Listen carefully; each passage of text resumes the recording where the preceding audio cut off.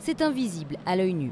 Pourtant, les océans s'acidifient, un phénomène qui frappe particulièrement les eaux froides, comme celle de l'île norvégienne du Spitsberg dans l'Arctique.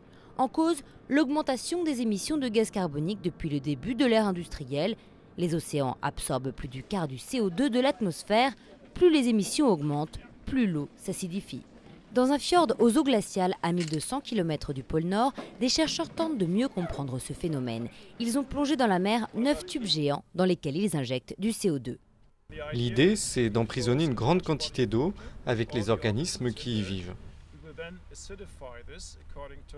Ensuite, on acidifie cela conformément aux prédictions dont on dispose pour les 20, 40, 60 prochaines années et on observe de très près comment l'écosystème arctique réagit.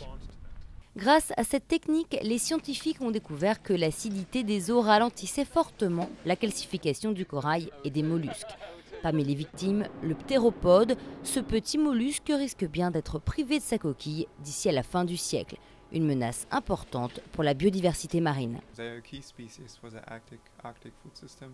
C'est une espèce clé pour la chaîne alimentaire dans l'Arctique, parce qu'ils se nourrissent de toutes petites particules et de phytoplancton. Ils grossissent et des animaux plus gros comme les baleines ou les poissons peuvent se nourrir avec. Le ptéropode est aussi utile pour limiter le réchauffement climatique avec sa coquille.